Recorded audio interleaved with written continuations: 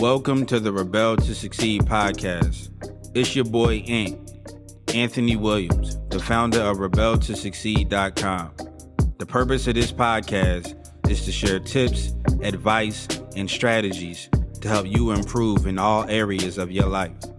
My mission is to make a positive difference in your life to help you live your best life. Now let's get it.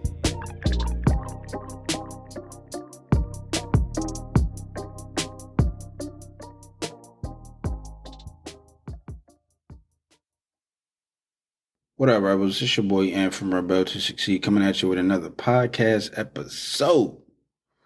Yes, sir. So, in this podcast episode, I'm going to be sharing the second lecture from Catherine Ponder. You know that she's a very famous prosperity teacher, just an all-around, self-development leader. She's a leader in the self-development industry, but specifically in the prosperity niche. And she shares a lot of vital information as far as abundance and prosperity. So hopefully you guys enjoyed the first lecture, but here's the second lecture from Catherine Ponder on prosperity.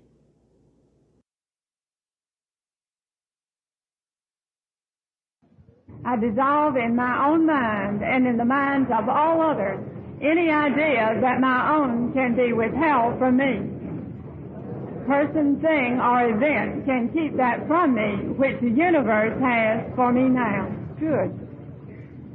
Now, friends, let's use number 2, because during this second period, we're going to be thinking about these cleansing laws of prosperity. Number 2 says, my financial income cannot be limited now. The rich substance of the universe now frees me from all financial limitations. Together, my financial income cannot be limited now. The rich substance of the universe now frees me from all financial limitations.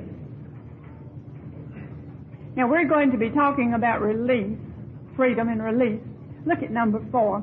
I now let go worn-out things, worn-out conditions, worn-out relationships. Divine order is now established and maintained in me and in my world. Together, I now let go worn-out things, worn-out conditions, and worn-out relationships. Divine order is now established and maintained in me and in my world. And you know, we said that you would have prosperity demonstrations right away from this class. I'm wondering if anyone had a prosperity demonstration during the coffee break. It happens, you know. We had a seminar someplace, and a lady who was in the real estate business, later it turned out she had sold a piece of property on the coffee break to someone else at the seminar. Well, I had a prosperity demonstration during the seminar. Someone handed me a check. It's not for me personally, but it's for a very worthy cause. So I've already had my prosperity demonstration during this first 24 hours. It works. It works. Now, friends, will you turn to the inside, and let's take one other statement. Again, let's use the statement at the top of the page. Vast improvement comes quickly in every phase of my life now. Every day in every way, things are getting better and better for me now. Together, vast improvement comes quickly in every phase of my life now. Every day in every way, things are getting better and better for me now. Good. Now, if you will look at your summary sheet, at the section number 2,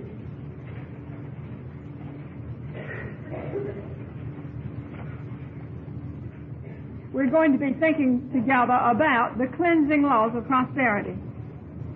Now, again, friends, this is the ideas that we're sharing here with you during this hour are ideas that most success courses don't talk about. Cleansing is the first step in prosperity. And if people around the world knew the cleansing laws or the cleansing steps to prosperity and used them, they would revolutionize their lives for good quickly. Life is a constant purification or cleansing process. The ancient Greeks observed rites of purification and cleansing, and so must we. If we try to bypass the cleansing laws of prosperity, we bypass our good, because we have not cleansed our minds and our lives to make room for the good that we want. Now, the cleansing law of prosperity, as it says here on the summary sheet, basically is very simple. You must get rid of what you do not want in order to make room for what you do want. Your good does not flow easily into a cluttered, crowded situation. Your good does not flow easily into a cluttered, crowded state of mind or emotions. And so we must form a vacuum in both inner and outer ways. Magnetic influences are transmitted perfectly through a vacuum. By forming a vacuum, we become a magnet to our good. And so it's a marvelous idea to work with. When we form a vacuum, we become magnetic to our good. Now, we can use it in many simple ways. Basically, get rid of what you do not want to make room for what you do want. And it's good to begin in an outer way. In other words, clean out the closets, the desk drawers, the house, the car, the office. Form a vacuum in an outer way. This makes a believer of your subconscious as you begin to do this. And you begin to get excited, and your subconscious begins to accept this idea and to work with you. It cooperates with you, and it begins to expect something good to happen. There has to be a release of the old to make way for the new. We can unblock and undam our good by forming a vacuum. A woman in Chicago heard about this idea one time, and I do not mean to suggest anything to you, but she decided to stay home the next day from work and form a vacuum. And so she started cleaning her house. When she cleaned out the closet, nothing happened. But when she cleaned out the dresser drawers, she found $30 she had stuck back and forgotten about, and that was her first prosperity demonstration from the vacuum idea. Now, another lady formed a vacuum by cleaning out all of her pocketbooks, and in one of them she found $40 that she had forgotten about. And so it's an interesting idea to work with. A businessman cleaned out his office, and he found an old savings account book, a passbook, with $3,000 in it that he had forgotten about. It was 7 years old, so it would have been $3,000 with interest. Now you say, well, how could you forget that you had $3,000 in savings? Well, I don't know, but I'm inclined to believe that it really happened to this man, because once when I formed a vacuum by cleaning up and cleaning out, I found an entire book manuscript that I had written and forgotten about. Now, how could you forget that you'd written a book? But I had. And so I believe that this man had the same kind of thing happen to him when he found $3,000 in savings. And so it's an interesting idea to work with. And to get us into that state of mind, let's use number 4 together. Let's just begin to declare this idea. Number 4 on the front of your sheet. I now let go worn out things, worn out conditions, worn out relationships. Divine order is now established and maintained in me and in my world. Together. I now let go worn out things, worn out conditions, worn out relationships. Divine order is now established and maintained in me and in my world. Good. A musician in Southern California learned about this vacuum law of prosperity, and he decided to try it. And so after the first night of our seminar, he went home and cleaned out his own private clothes closet. This was something that no one in the family could say anything about, you see, if he cleaned it out. And so as he started cleaning out his own private clothes closet that night, he got an idea. He was a public school teacher, in the Los Angeles school system, and this was in the spring of the year, and he needed a summer job. And so as he cleaned out that closet, he got the idea for conducting a music workshop around the country in colleges and universities. And so he made a telephone call the next day to his agent, his music agent in New York, who liked the idea and got busy booking him for music workshops in summer school sessions in leading colleges and universities all over the country. Now, the second thing that happened after he cleaned out his closet was this. He said that he had needed more weekend work, freelance work, like playing for parties and weddings and for special events. And so the second thing that happened after he cleaned out his closet was that he got a telephone call from one of his neighbors who was also a musician.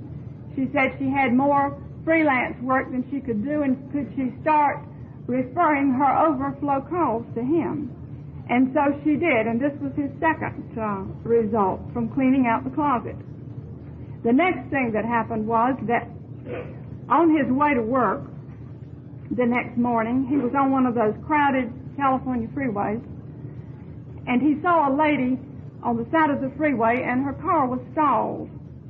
And he said had he not been to the prosperity seminar, he wouldn't have stopped. But somehow he just felt in an uplifted state of mind and charitable. And so he stopped to see if he could help this lady in trouble. And he checked the engine of her car and decided that probably it was just overheated. So he told her he would wait a moment to see if she needed transportation to the nearest garage or not. So as he stood there chatting with this lady, he suddenly realized she was wearing a uniform, a white uniform, probably a domestic worker's. And so he asked her, and she said yes, she did domestic work. And he said, well, do you have any days, any spare days? He said, my wife and I have been looking for someone for a long time. And she said, yes, I have every other Thursday free. And he said, all right, you're hired to come to our house every other Thursday. Now, the second night of the seminar, he came back to the seminar, and he told us that these three things had happened in 24 hours. The music workshop, the weekend work, and the maid for their home. And he was very excited that second night. He said, if all of this happened from just cleaning out the closet, I can hardly wait to see what happens when I clean out the garage. And so it's a fascinating idea to work with. Now, it works on all levels. I did some seminars for some insurance executives one time, and of all of the prosperity laws that we talked about, this was the one that they liked the best. They all rushed home to clean things out and to clean things out and get things in order in their offices. But they loved this cleansing law of prosperity. And so it's a wonderful idea to work with. Now, friends, along with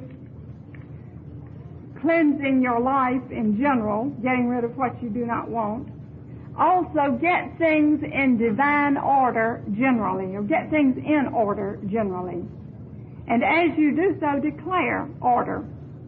Because you see, the universe does not violate the orderly arrangement of events. Instead, our universal good seems to withhold the next development until order is first established in the present situation. So often we strain to get something that we want when everything in our immediate environment is out of order. And so we need to get things around us in divine order. This opens the orderly way for our new good to come to us. And so it does little good to strain for some new good to come to us and work hard to try to bring it about if things are in order, because we need to open channels to bring it to us, and order does that.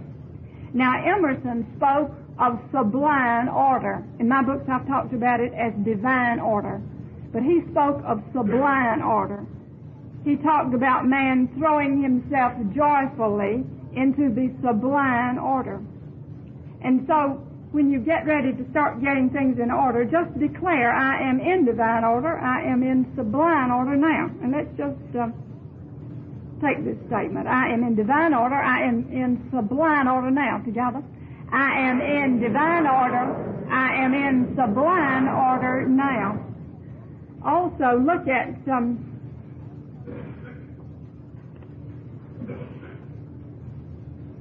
number 8 on the inside page. Number 8. I am rich, well, and happy, and every phase of my life is in divine order. Now, this is a marvelous statement to use. Let's declare it together. I am rich, well, and happy, and every phase of my life is in divine order now. When things seem inharmonious or out of order, instead of rushing about frantically trying to make them right in an outer way first, instead of trying to change other people and make them more orderly first, just remind yourself that lack of order first exists within you.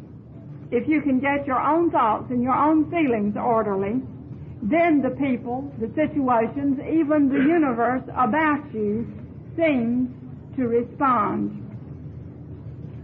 And so it's a marvelous idea to work with. Divine order, sublime order. Now, another way that we can invoke the cleansing laws of prosperity is by writing out what we want to eliminate from our lives. If you'll look at your decree sheet, on the inside we have places for you to write out 3 different areas. The first area is to write out what you want to eliminate from your life. This is another way to invoke this cleansing law of prosperity, to get free of that which you do not want. Now, for many years, I did what many success courses and books talk about. I wrote out the second list. I wrote out what I wanted to bring into my life, what I wanted to happen in my life. And it worked in a great way. But I had one nagging problem that I seemed unable to clear out of my life. And then somewhere I read about this idea of writing out first what you want eliminated from your life. And so I decided to try it. And a very interesting thing happened. As soon as I was very honest with myself and just secretly, quietly, privately wrote out what I wanted eliminated from my life, which was that particular problem, within a short length of time it began to clear away in a very orderly way without my having to do anything about it. Now, it's good to remind ourselves of what the word elimination means when we think of writing out what we want eliminated from our life. The word elimination, or the function of elimination, is twofold. First, to eliminate error from our lives, and then to expand our good. And so you do not have to be afraid of the word elimination, you see. You do not have to be afraid that if you write out what you want eliminated from your life, that something else may be taken from you too. Instead, the word eliminate has a twofold meaning: to eliminate error and then to expand your good. Elimination of something from your life is always an indication that something better is on the way. And so after writing out your elimination list, it's just good to declare, I let go and trust. You see, that helps us to release it. Now, somewhere we have this idea. Oh, on the front of number 3, on the front, that last section says, I let go and trust. And let's declare it together. I let go and trust. Sometimes on an elimination list, you might want to just write that idea at the bottom of it. I let go and trust, and that helps you to gain your freedom. Now, when you're trying to achieve a result and it has not come, it's often because there is still something in mind, body, affairs, or relationships that you need to free, release, renounce, eliminate. And as long as you put off this elimination process, you put off results. Every phase of life requires renunciation. Every advance means the rejection of something old. But elimination not only takes something from us, it gives something to us, because, again, it forms that vacuum that opens the way for the new good. And so you can make your elimination list knowing that it will not only take something from you that you've outgrown, but that it will bring new good to you. Now, I have found that this elimination idea is a fabulous one to work with. Once when I was working with the idea of releasing, loosing, letting go, that which was no longer for my highest good, I found that things that I hadn't had in mind began to move out of my life. Some old surroundings, some old possessions, some old relationships that simply had run their course in my life. They just began to move right out of my life when I began to declare release and renunciation. And so it's a marvelous idea to work with. Now, we talked about cleaning out the closet. Along with cleaning out the closet, another way to invoke the cleansing law of prosperity is to clean out our lives if they need it. If we want to be prospered, if we want to be healed, if we want our good to come to us, we must clean up and clean out our lives as well. It is useless to affirm benefits and protection and supply and right answers if all of the time we are doing those things that we know are not right in the sight of God and man. So often when one first learns about the power of thought, he thinks or gains the idea that he can use the power of thought or mind power to get other people to do what he wants them to do. And he may even see it happen for a time. He may try to plaster over his life with some of these ideas. But usually such results are temporary unless they have been founded upon the right basis. For instance, there once was a lonely widow who had led a life of emotional and moral compromise since the death of her husband, feeling that she had to settle for that arrangement. And finally she heard about this cleansing law of prosperity, and she realized that if she wished to remarry happily, she must clean up and clean out her life. And so she did so. She began to clear out of her life some compromising relationships. And after she did so, there was a quiet period in there, and she just kept saying, well, I let go and trust. And she said that within a year, from the time she began to use this cleansing law of prosperity, that she met and happily married a very fine man whom she would not have met in her previous circle of acquaintances.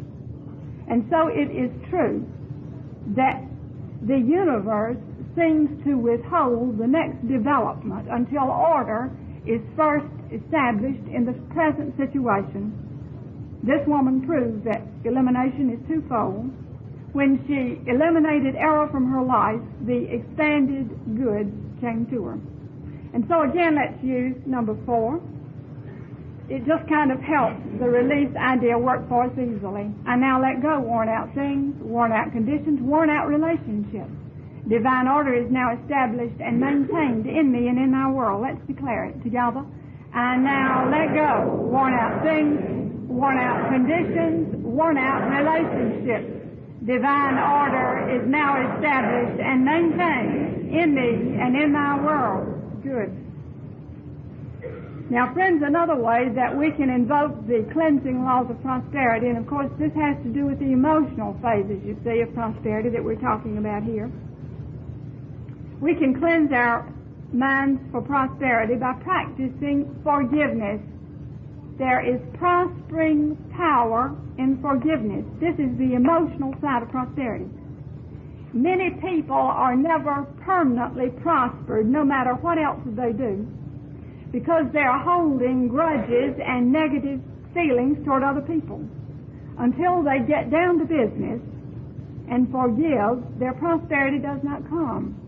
Now, many people are afraid of the word forgive. It makes them uncomfortable to think about it because they have had a misconception of what the word means.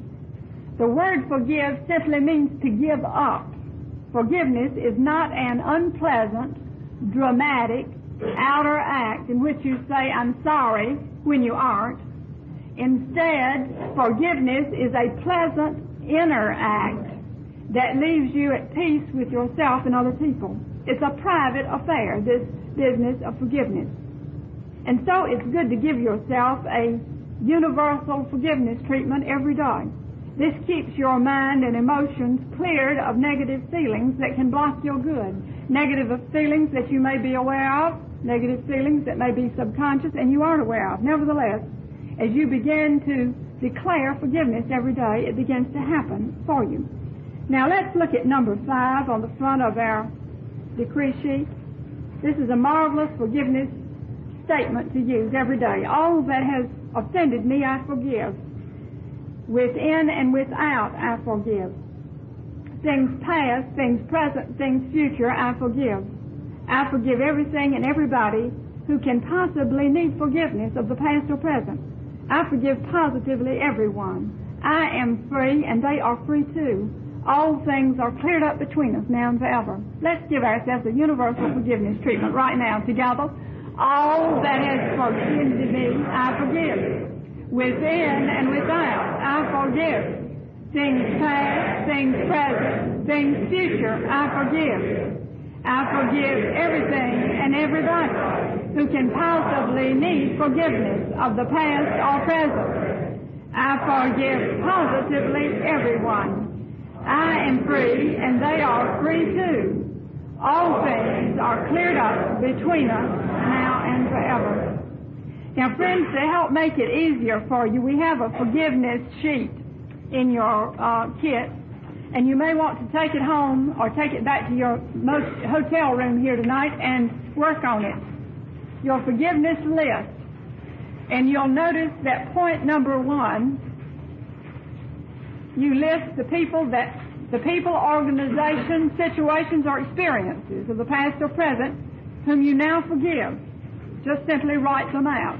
And then you see the statement below that you can use. I fully and freely forgive. I loose you and let you go to your good quickly and in peace. All is cleared up between us now and forever. And then the second section, people, organizations, situations, or experiences of the past or present whom you desire to forgive you. And just go right ahead and write them out too. And then declare, you fully and freely forgive me. You loose me and let me go to my good quickly and in peace. All is cleared up between us now and forever. Now, friends, let's look at that section there, which comes out of some of my books. Here is a forgiveness technique that can transform your life. Spend half an hour every day mentally forgiving everyone that you are out of harmony with or are concerned about. Subconsciously, they will respond. If you have accused yourself of failure or mistakes, forgive yourself too.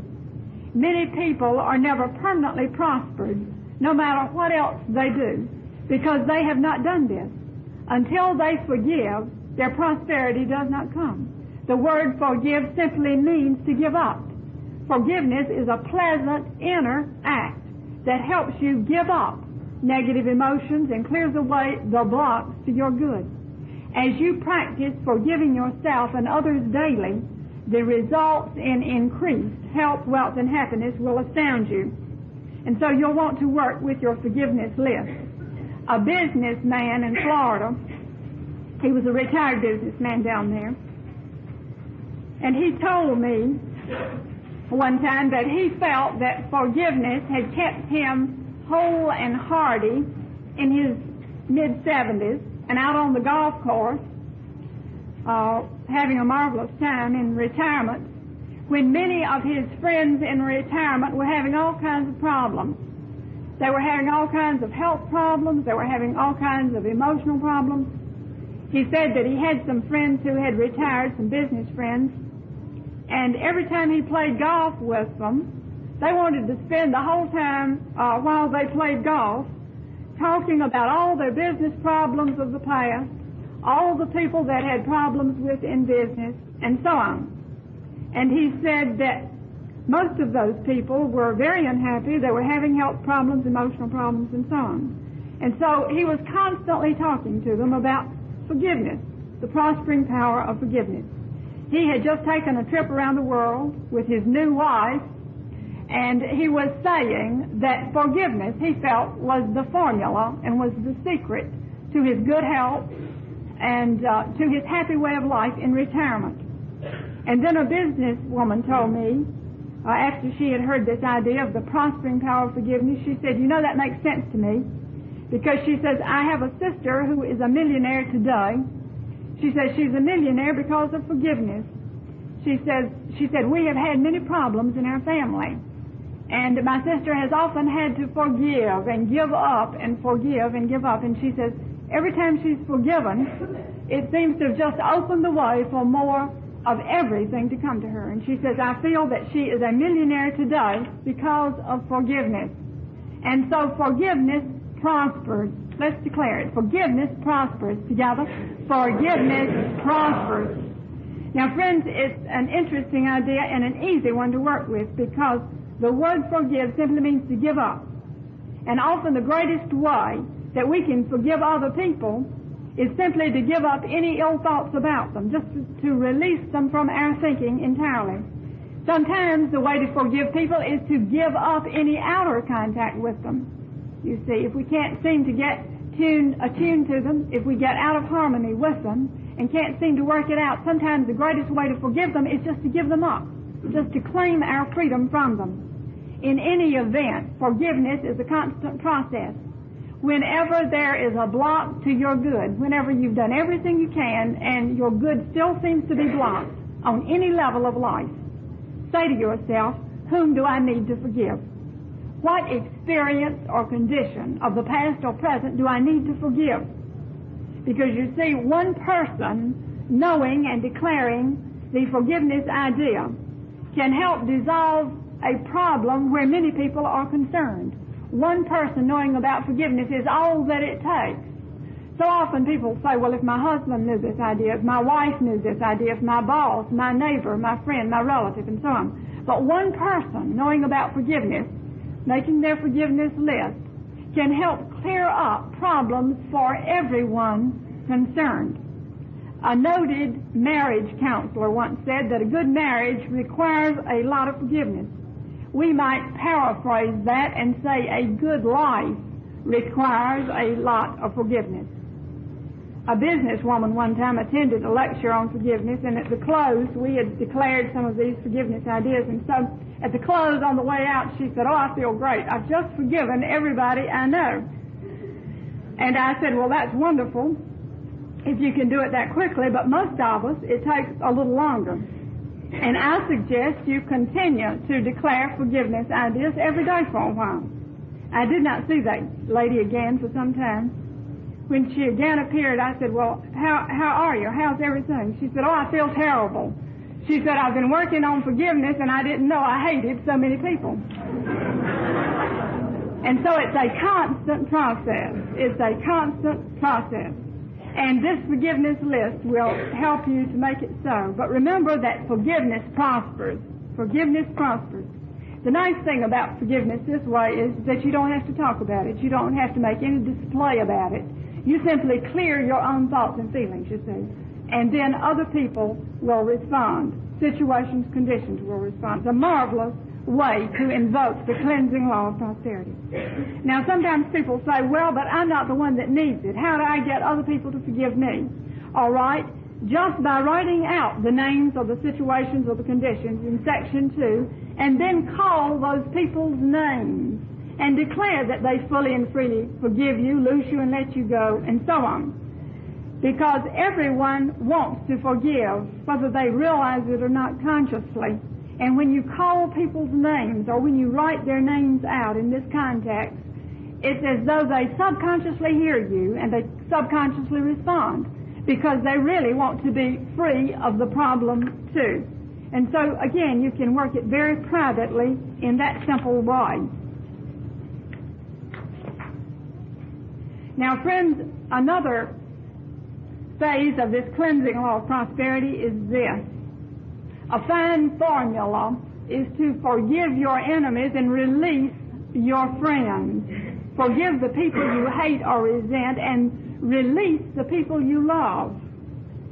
You see, we must loose our loved ones and let them go to their good, because strong emotional ties can block our good.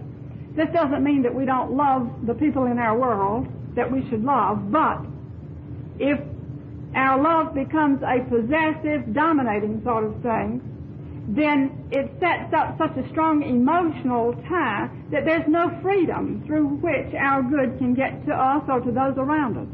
And so we should loose our loved ones. We should work often to do this, to loose our loved ones and let them go to their good. This may be the very thing at first we do not want to do. We feel perhaps that they need our encouragement, our help, our understanding.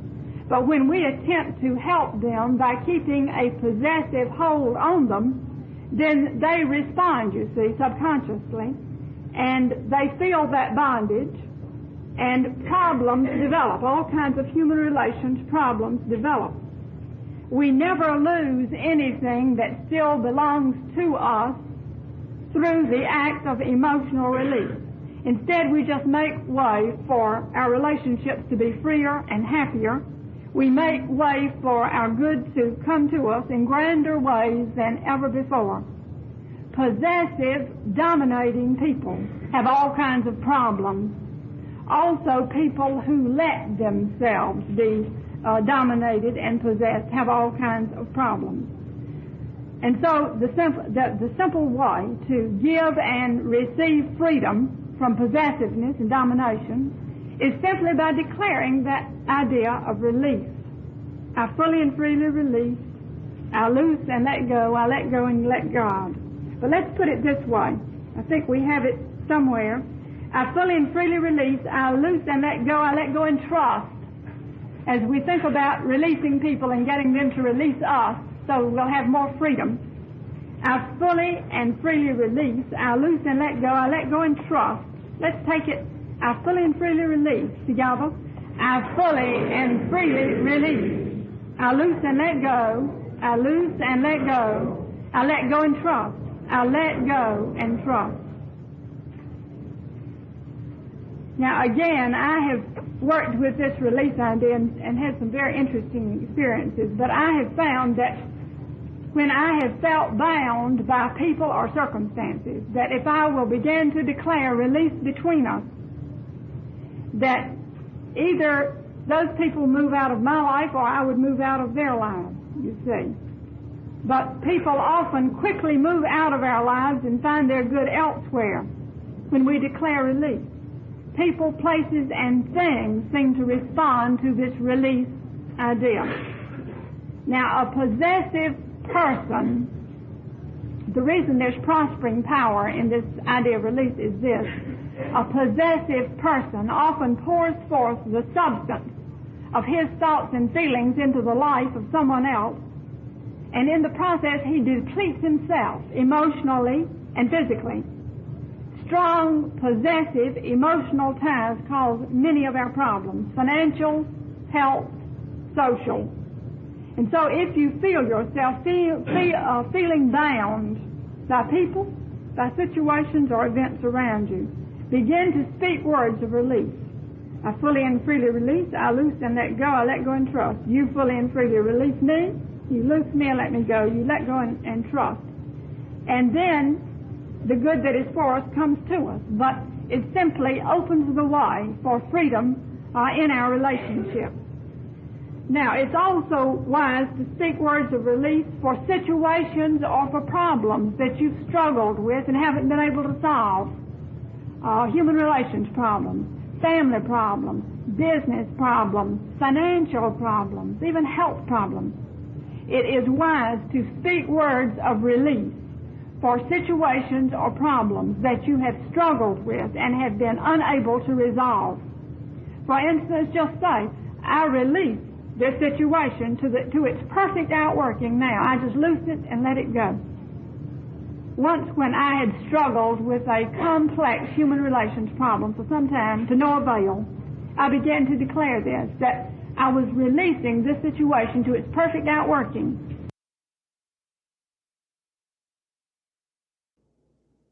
So that was the second lecture by Catherine Ponder on prosperity and abundance. If you don't have abundance in your life, if you don't feel like you have abundance in your life and you're not very prosperous, then a lot of the teachings that Catherine Ponder that she shares and the speeches that she shares, um, it will help to develop your mind to be in a more prosperous state, I would say. A lot of her teachings, a lot of her speeches, it is geared to shift your mindset to be more prosperous. So there's a certain type of mindset that a lot of the world's most prosperous people that they have. Some of them don't even know they have it. Some of them may know that they have it, but there are certain types of things that you need to put in action, and it's a certain type of. It all starts with your mindset. So it's a certain type of mindset that you have to have.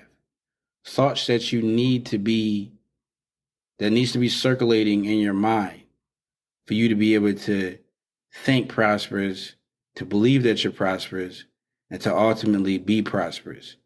So if you listen to her lectures, you'll notice that a lot of the things that she does in her lecture is she has the listener to recite certain things to shift your mindset. You know what I mean? To feed your subconscious mind certain prosperous messages and things of that nature to help shift your mindset.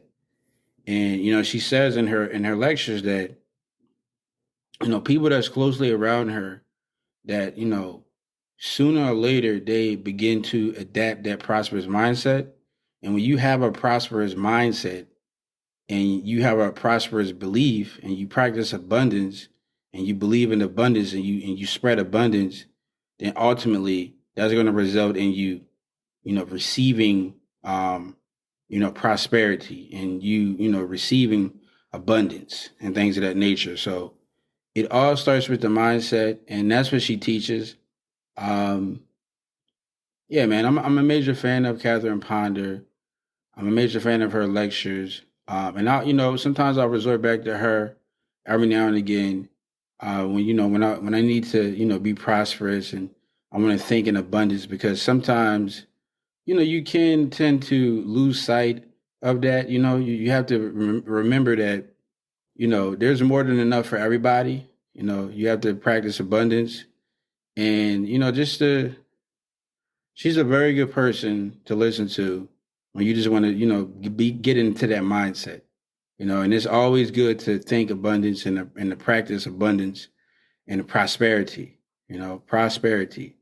So ultimately, if you want to be prosperous, you have to, spread prosperity and practice the laws of prosperity. So for you to be prosperous, you have to, give prosperity, and you will receive that in return. So hopefully you guys are enjoying these lectures by Catherine Ponder.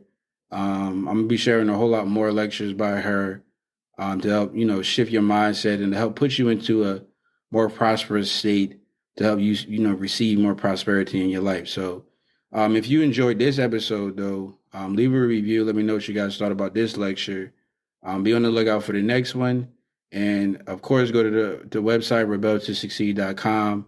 Check out, any of the other content I have there for you guys. And last but not least,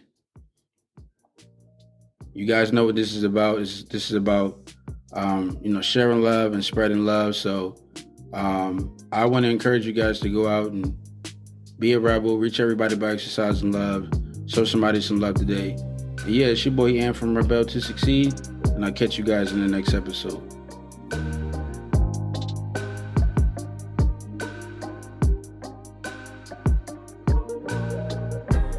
I want to thank you for joining me today and listening to this podcast. If you found this episode helpful or valuable in any way, then I encourage you to leave an honest review and subscribe to the Rebel to Succeed podcast for future episodes. To receive more content and value, make sure to visit the Rebel to Succeed website at www.rebeltosucceed.com. And finally, always remember that to succeed in life, you have to reach everyone by exercising love. So make sure to show somebody some love today. Thanks again, and I'll talk to you next time.